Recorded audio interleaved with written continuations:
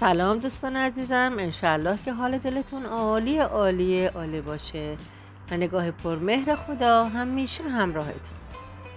عزیزانم، امروز هم یک غذای فوق‌العاده خوشمزه رو با بادنجان تجربه میکنیم. امیدوارم که دوست داشته باشید، لذت ببرید، درست کنید و نوش جان کنید. برای این غذا یک عدد بادمجان دلمه رو برش میدم و اون رو ریز خورد میکنم.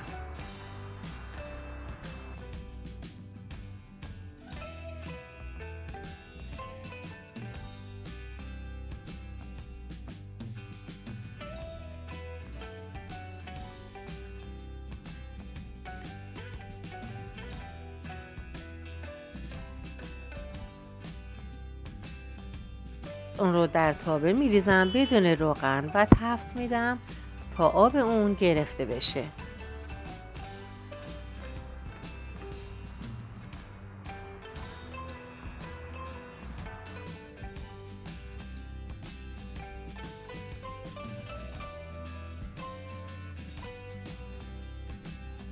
سپس روغن رو بهش اضافه میکنم و در روغن تفت میدم.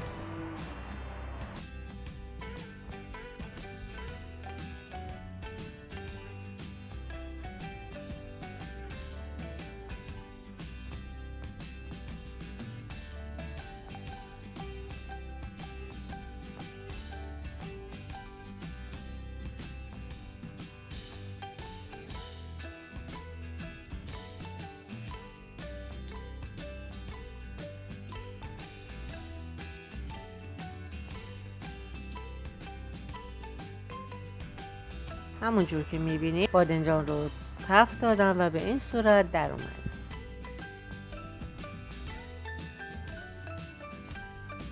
یک عدد پیاز رو ریز خورد میکنم.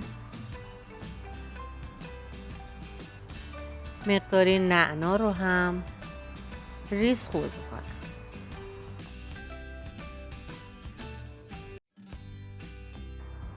یک عدد فلفل قرمز رو برش میدم.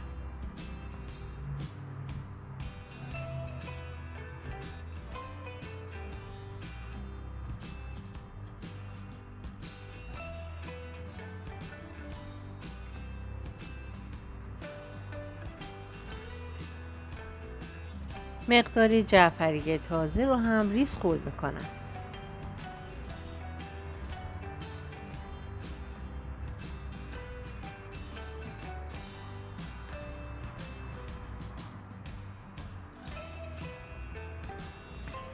تابه رو روی حرارت میگذارم و پیاز رو در روغن تفت میدم.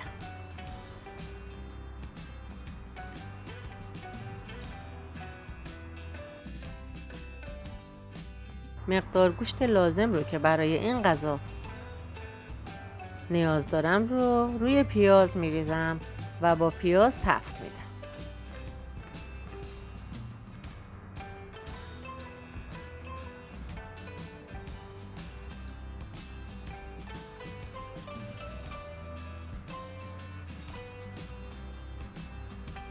زمانی که کاملا تفت داده شد، نمک، زردچوبه و فلفل رو بهش اضافه میکنم.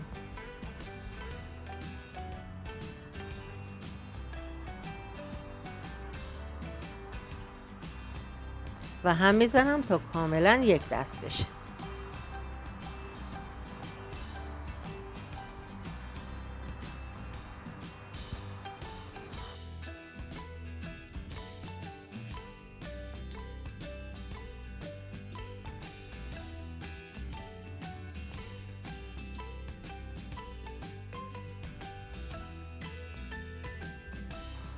چهار عدد تخم مرغ رو هم میزنم تا کاملا یک دست بشن. نمک و زردچوبه و فلفل رو به اون اضافه میکنم.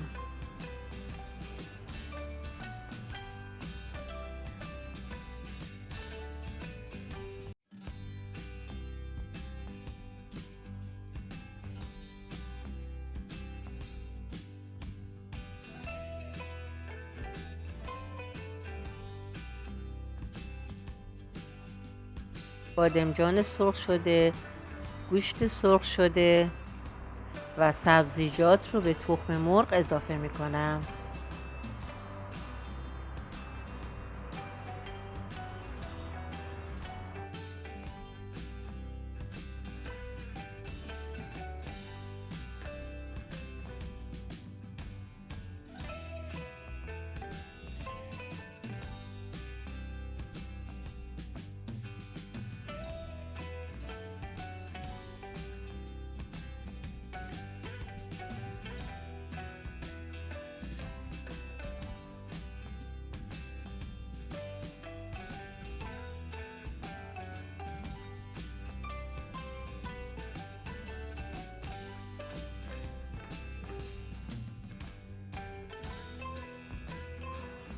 دوستان عزیزم، برای حمایت از کانال آشپزی خوشمزه کامنت بگذارید، لایک کنید. لایک کردن شما باعث میشه که دوستان بیشتری بتونن این ویدیوها رو ببینن.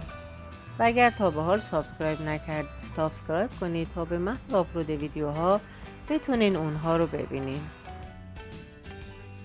بعد از اینکه مواد کاملا با هم مخلوط شدن، مقداری روغن رو در تابه میریزم و میگذارم روی حرارت. مواد آماده رو روی روغن اضافه میکنم.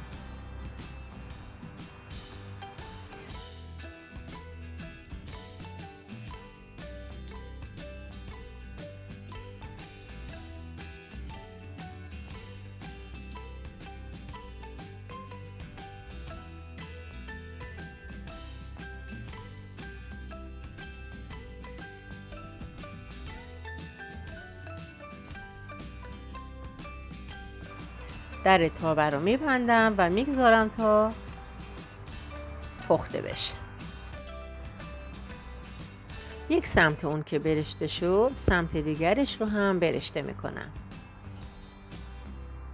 عزیزانم، این کوکوی بادمجان فوق العاده خوشمزه است. حتما امتحانش کنید. ممنونم که تا اینجا همراهی کردید. تا ویدیوهای بعدی، خدا یار و نگهدار شما.